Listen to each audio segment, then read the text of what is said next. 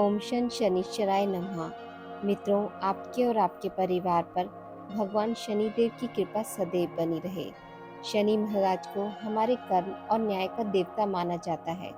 हमारे अच्छे और बुरे कर्मों के पीछे शनि महाराज का हाथ होता है। शनिदेव का रंग श्याम वर्ण है। हमारे अच्छे या बुरे कर्मों पर शनिदेव का नियंत्रण होने से शनिदेव की महत्ता बढ़ जाती है। यदि शनि कुंडली में उत्तम अवस्था में है तो इंसान को बहुत कम समय में बड़ी सफलता दिलाता है। आज हम शनिदेव की कथाओं का श्रवण करेंगे। चलिए शुरू करते हैं। एक समय स्वर्गलोक में सबसे बड़ा कौन के प्रश्न पर 9 ग्रहों में वाद विवाद हो गया। विवाद इतना बढ़ गया कि परस्पर भयंकर युद्ध की स्थिति बन गई।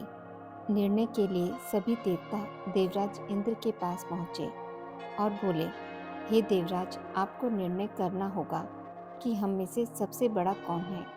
देवताओं का प्रश्न सुनकर देवराज इंद्र उलझन में पड़ गए। इंद्र बोले, मैं इस प्रश्न का उत्तर देने में असमर्थ हूँ। हम सभी पृथ्वी लोक में उज्जैनी नगरी में राजा विक्रमादित्य के पास चलते हैं। देवराज इंद्र सहित सभी ग्रह देवता उज्जैनी नगरी में पहुँचे। महल में पहुंचकर जब देवताओं ने उनसे अपना प्रश्न पूछा तो राजा विक्रमादित्य भी कुछ देर के लिए परेशान हो उठे, क्योंकि सभी देवता अपनी अपनी शक्तियों के कारण महान थे। किसी को भी छोटा या बड़ा कह देने से उनके क्रोध के प्रकोप से भयंकर हानि पहुंच सकती थी।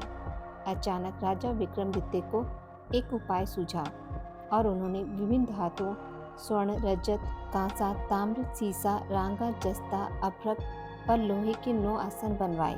धातुओं के गुणों के अनुसार सभी आसनों को एक दूसरे के पीछे रखकर उन्होंने देवताओं को अपने अपने सिंहासन पर बैठने को कहा।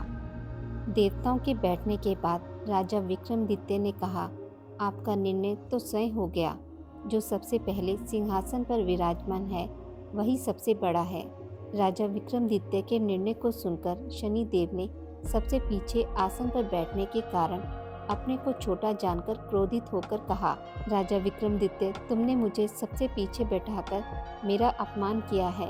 तुम मेरी शक्तियों से परिचित नहीं हो। मैं तुम्हारा सर्वनाश कर दूंगा। शनि ने कहा, सूर्य एक राशि पर 1 महीने, चंद्रमा 2.25 महीने, मंगल 1.5 महीने, बुध और शुक्र 1 महीने, बृहस्पति 13 महीने रहते हैं, लेकिन मैं किसी राशि पर 7.5 वर्ष तक रहता हूँ। बड़े बड़े देवताओं को मैंने अपने प्रकोप से पीड़ित किया है। राम को 7.5 के कारण ही वन में जाकर रहना पड़ा और रावण को 7.5 के कारण ही युद्ध में मृत्यु का शिकार बनना पड़ा। राजा अब तो भी मेरे प्रकोप से नहीं बच सकेगा।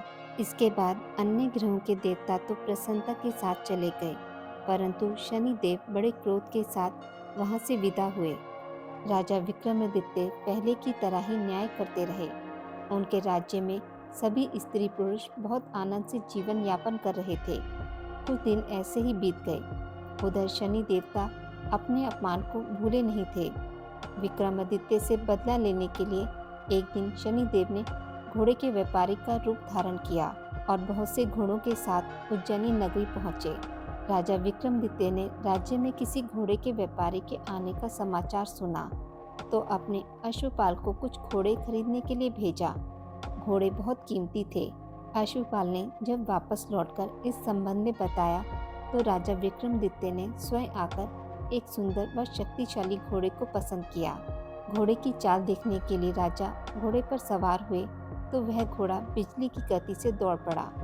तेजी से दौड़ता घोड़ा राजा को दूर एक जंगल में ले गया और फिर राजा को वहां गिराकर जंगल में कहीं गायब हो गया। राजा अपने नगर को लौटने के लिए जंगल में भटकने लगा, लेकिन उन्हें लौटने का कोई रास्ता नहीं मिला। राजा को भूख प्यास लग आई। बहुत घूमने पर उसे एक चरवाहा मिला। राजा ने उससे पानी मांगा।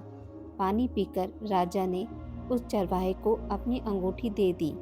फिर उससे रास्ता पूछकर वह जंगल से निकलकर पास के नगर में पहुंचा। राजा ने सेठ की दुकान पर बैठकर कुछ देर आराम किया।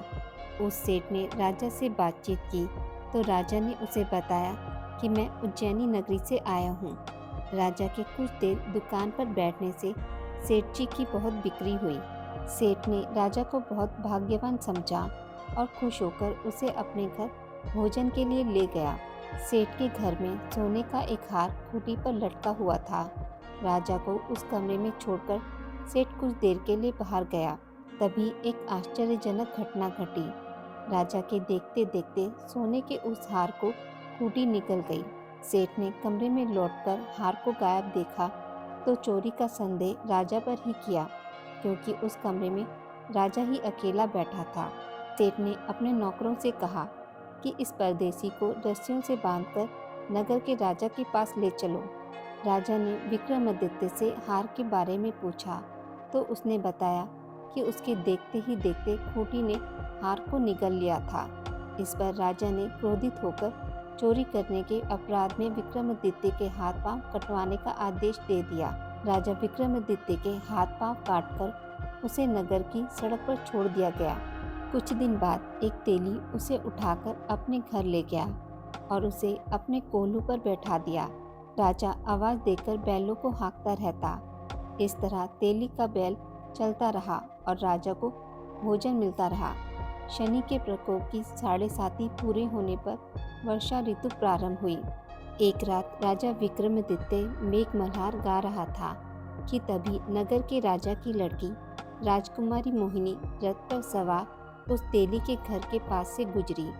उसने मेघमल्हार सुना तो उसे बहुत अच्छा लगा और दासी को भेजकर गाने वाले को बुला लेने को कहा। दासी ने लौटकर राजकुमारी को अपंग राजा के बारे में सब कुछ बता दिया। राजकुमारी उसके मेघमल्हार से बहुत मोहित हुई, अतः उसने सब कुछ जानकर भी अपंग राजा से विवाह करने का निश्चय कर लिया।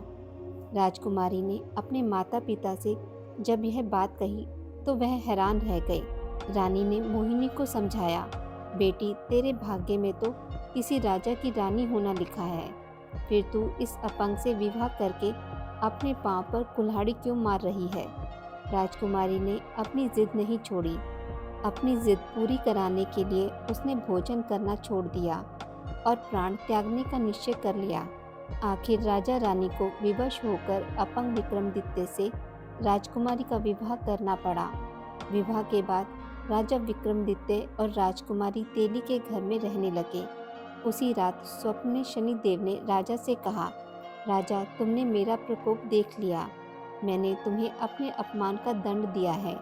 राजा ने शनिदेव से क्षमा करने को कहा और प्रार्थना की कि हे शनिदेव, आपने जितना दुख मुझे दिया अन्य किसी को ना देना।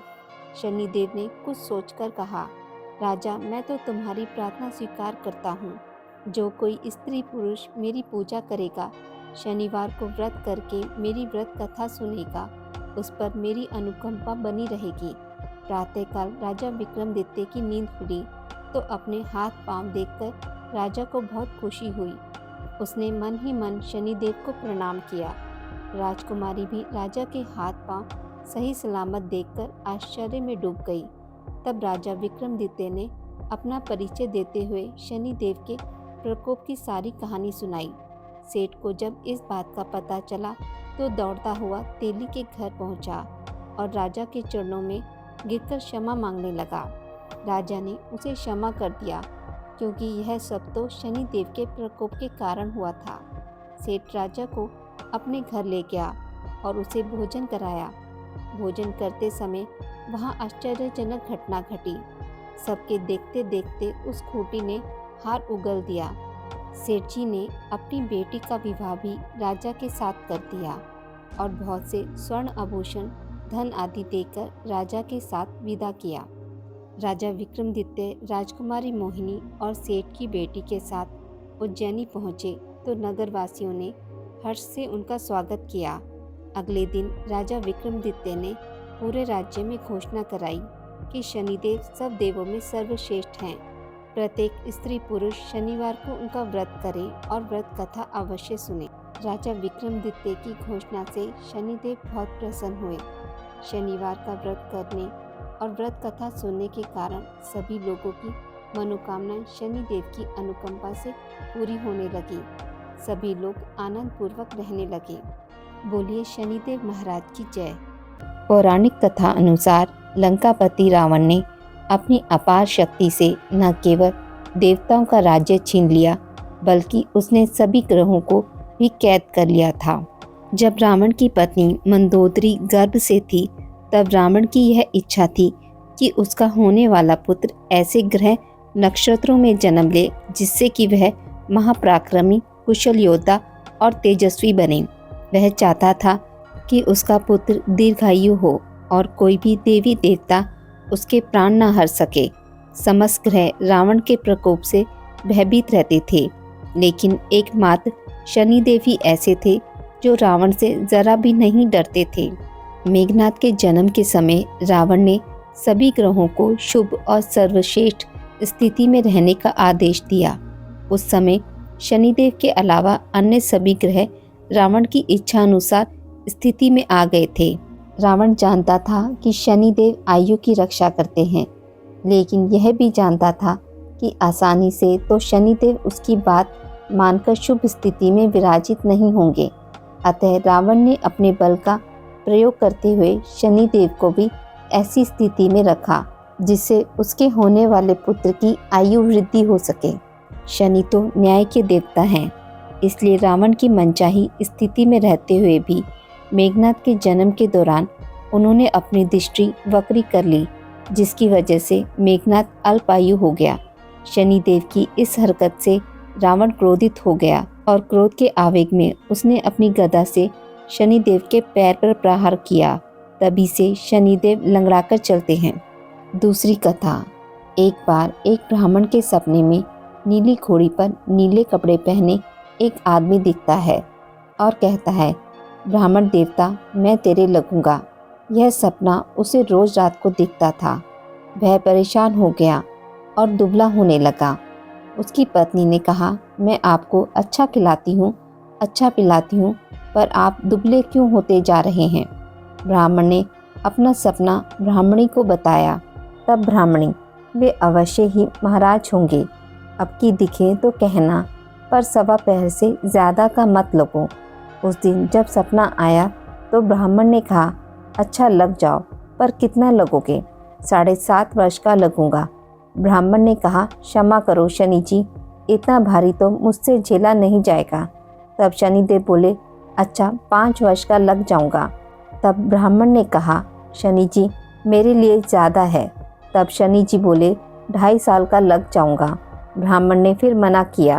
तब शनि जी बोले, सवा पहर का लगूंगा ही, इतना तो कोड़ी कालंगी मंगता भिकारी जाता हूँ। तब ब्राह्मण ने कहा, ठीक है। उसे सवा पहर की शनि की दशा लग गई। ब्राह्मण ने नींद से उठकर अपनी पत्नी से कहा, मेरी सवा पहर की शनि की दशा लगी है, सो मैं जंगल में जाकर समय बिताऊंगा। मेरे खाने पीने का सामान बांध दो और मेरे पीछे से लड़ना मत। घर में बैठी रहना, बच्चों को भी जाने देना, और इस सवा पहर में कोई गाली भी दे तो सुनकर रह जाना। ऐसा कहकर ब्राह्मण घर से चला गया। जंगल में ब्राह्मण एक पीपल के पेड़ के नीचे बैठ गया और हनुमान जी का पाठ करने लगा। एक पहर बीत गया तो ब्राह्मण ने सोचा, बाकी का समय तो रास्ते में ही बीत जाएगा, सो वह वहाँ से चल दिया। रास्ते में सब्जी की बाड़ी में बड़े बड़े कद्दू लगे थे। माली से एक खरीद लिया और आगे चला। रास्ते में शनि जी एक ब्राह्मण का वेश बनाकर मिले और पूछा, तेरे पास क्या है। तब ब्राह्मण ने कहा, मेरे पास कद्दू है। तब शनि देव ने कहा, दिखाओ। जब ब्राह्मण ने चादर खोली तो देखा कि उसमें तो राजकुमार की खून से भरी मुंडी है। शनि जी ब्राह्मण को राजा के पास ले गए और कहा, राजा जी, आपके कुंवर की हत्या इस ब्राह्मण ने की है। इसके पास जो चादर है उसमें कुंवर का कटा हुआ सर है। राजा ने कहा, मुझे मत दिखाओ, मैं नहीं देख पाऊंगा, इसे सूली पर चढ़ा दो। यहाँ हाहाकार मच गया। ब्राह्मण को सूली पर चढ़ाने लगे तो उससे पूछा, कोई आखिरी इच्छा हो तो बताओ। पहले ब्राह्मण ने सोचा, यदि किसी प्रकार कुछ समय तक के लिए फांसी रुक जाए तो शनि की दशा का सवा पहर पूरा हो जाएगा। यह सोचकर उसने कहा, भाई, मैं बचपन से नित्य बालाजी की कथा कहता या सुनता आया हूँ। आज मरने से पहले अंतिम बार कथा कह लेने दो। फांसी देने वाले ने उसकी आखिरी इच्छा पूर्ण होने तक फांसी रोक दी। ब्राह्मण को कहानी कहते कहते 1.25 प्रहर पूरा हो गया। शनि की दशा टलते ही राजा का कुंवर तो शिकार खेलकर लौटकर चला आ रहा है। कुंवर को लौटता देखकर राजा एक तरफ तो खुशी से झूम उठा, दूसरी तरफ इस डर से कांप उठा कि यदि उस निर्दोष ब्राह्मण को फांसी पर चढ़ा दिया होगा तो ब्राह्मण हत्या का दोष लगेगा। 2-4 घुड़सवारों को दौड़ाया और ब्राह्मण को आदर सहित दरबार में लाने का हुक्म दिया। ब्राह्मण राज दरबार में उपस्थित हुआ तो राजा ने क्षमा याचना मांगते हुए कहा कि आपकी बगल में जो चादर है उसे खोलकर दिखाओ। राजा की आज्ञा के अनुसार ब्राह्मण ने चादर खोली तो उसमें एक कद्दू था। राजा ने ब्राह्मण को बहुत सा धन दिया और पूछा, हे ब्राह्मण देवता, इन सब के पीछे क्या रहस्य है? ब्राह्मण बोला, मुझे 1.25 प्रहर की शनि की दशा लगी थी, इसलिए ये सब हुआ। राजा ने कहा, शनि की दशा किस प्रकार टलती है?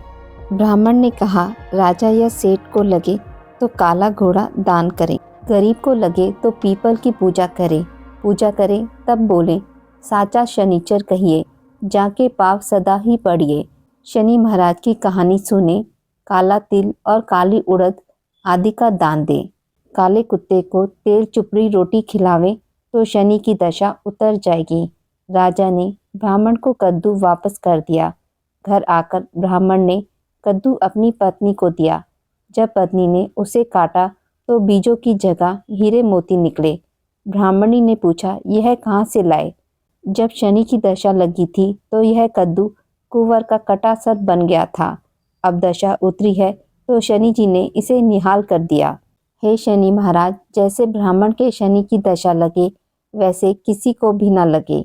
जैसी उतरी दशा ब्राह्मण के आए वैसे सबकी आए। शनि ने ध्याऊं मन इच्छा पाऊं। हे शनिदेव, जय शनिदेव।